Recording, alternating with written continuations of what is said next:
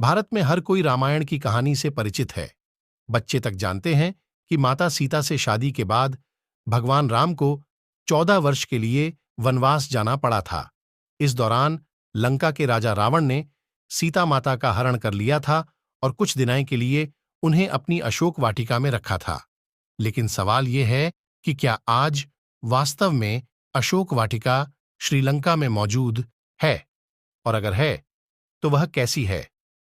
ये सभी बातें यहां जाने की लोगों की उत्सुकता को बढ़ाती हैं। तो आइए जानते हैं रावण की अशोक वाटिका से जुड़ी कुछ दिलचस्प बातें।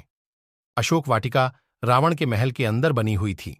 सीता जिस अशोक के पेड़ के नीचे बैठती थी, वह जगह आज भी सीता एल्या के नाम से प्रसिद्ध है। श्रीलंका सरकार की एक रिसर्च कमेटी की एक रिसर्च में पता चला है कि सीता एल्या ही अशोक वाटिका है। यह आज भी वैसी है जैसे उस समय हुआ करती थी।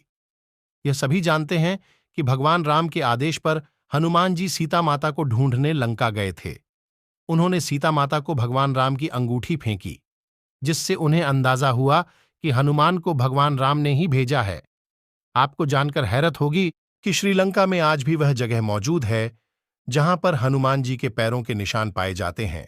उनके पैर जिस जिस चट्टान पर पड़े, वहां पैर के आकार के गड्ढे बन गए हैं। इन निशानों को आज भी देखा जा सकता है।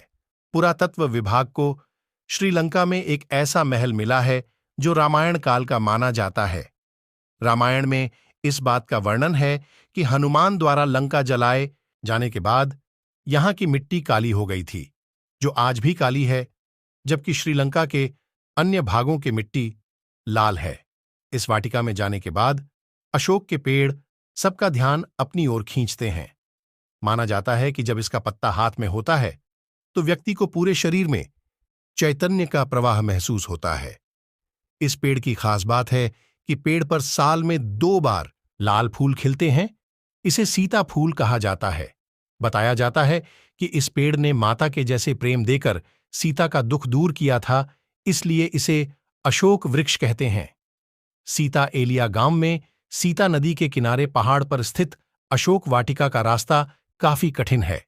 पहाड़ घने जंगल से भरा हुआ है, यहां तक कि यहां आसपास रहने वाले लोग भी जंगल में जाने की हिम्मत नहीं करते।